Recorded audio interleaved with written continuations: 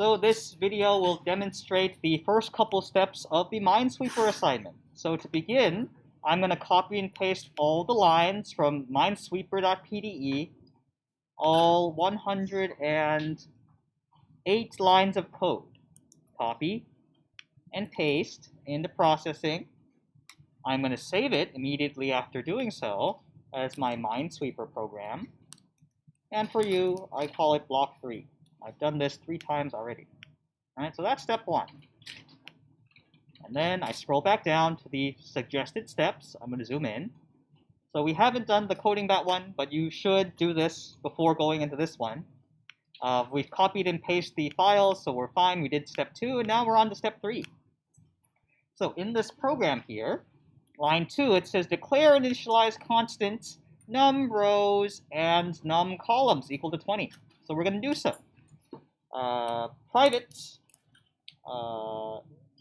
final static, something like that, int num underscore rows equals 20. Public private final static int num calls equals 20. Okay, so static we've seen before. It allows variables or methods to be called outside of their class. Final is a new keyword. That makes sure that the constant or this variable doesn't ever change value. And if it does, it will tell you that, oh, you're trying to make a change, and it'll throw an error. It won't let you do that. So this locks in place the values of num rows and num columns. Notice they're all capital. We call these constants while programming. They don't change. And we're going to use them throughout this program whenever we refer to the number of rows and the number of columns. That's step 3. And we can't play anything just yet to get buttons to appear. So we're going to keep going. Now we go on to step 4. We go to approximately line 16 and use the constants to initialize the buttons array. That's roughly around here. Okay, there. You notice that the first part of our 2D array has been declared. We have a MS-button objects 2D array called buttons. Now we must initialize it.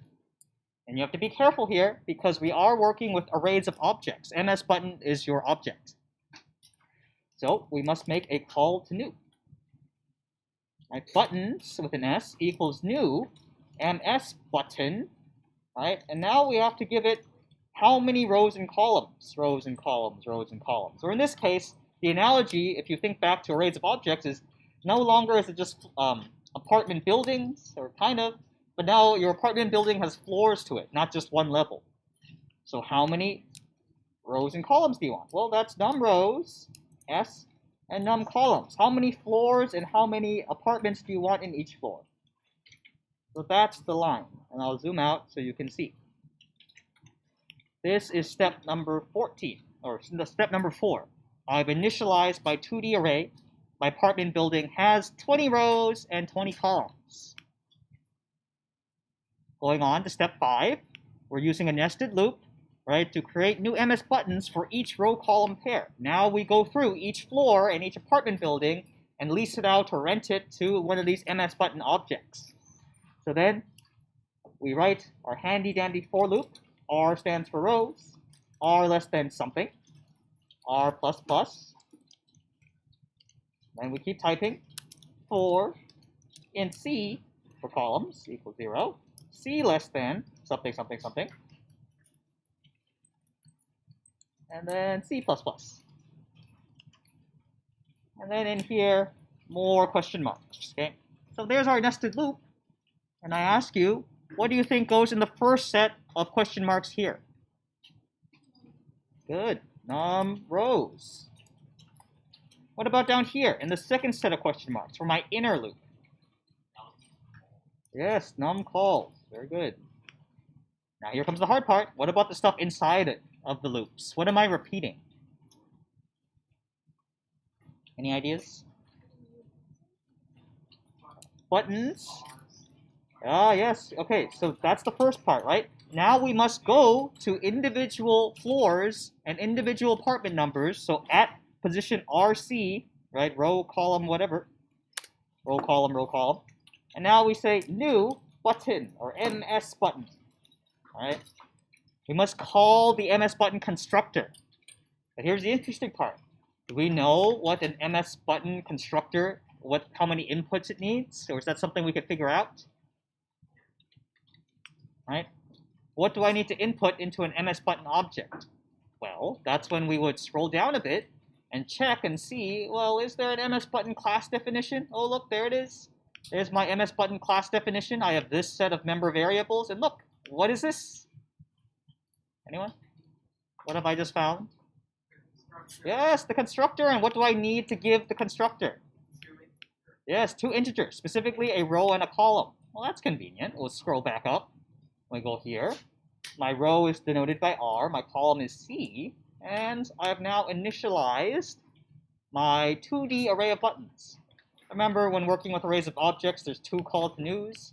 The same happens with 2D arrays, but now there's just another dimension, right? The second dimension, the 2D-ness versus 1D. See that? Yeah? We go on now to step 6. We go back to the MS button constructor, so scroll down, and you notice width and height here were uncommented, or are commented. We're going to uncomment them. Okay, width and height. So now width and height override the built-in ones to processing, and this allows our buttons to scale nicely to a 400 by 400 canvas, and I'll show you what I mean. Okay, so as we uncomment and you press play, wait a second, and you should see a 20 by 20 grid of buttons. And when you press on them, all right, they work, right? Good old handy GUIDO library. All right, so that's where you know, like now you have a working Minesweeper program and you can move forward from here. Now, let's go through step 7 to illustrate the wonders of having a constant.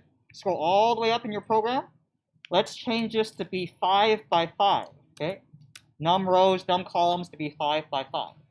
Now when you press play, the width and height like automatically scales your buttons so that it looks like this. See that? A much smaller grid. It's like going from easy to medium to hard mode on that Google Minesweeper thing, right? And you can be real crazy about it.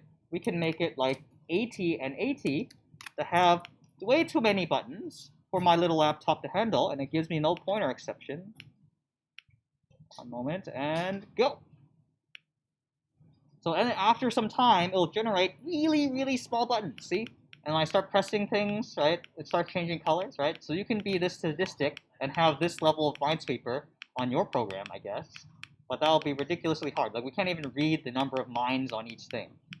But just so you know, it's possible. And hey, like, this illustrates the use of these constants. So at this point, I pause. I hand this to you if you want to work on it a little bit. We'll go over some more parts to this coding bat and also to Minesweeper as the week progresses. But you now have a working program of a 2D array of buttons. I'm going to change this back to something smaller and reasonable, like 20 and 20. And when you're debugging, I highly recommend you keep your grid small, right? The same game is being played whether you're a 20 by 20 or a 5 by 5 grid. So you can still test out all your rules the same in a smaller version of Minesweeper. It's much easier to win, as you've noticed from playing Minesweeper.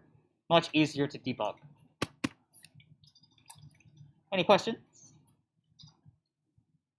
Okay. That concludes my video.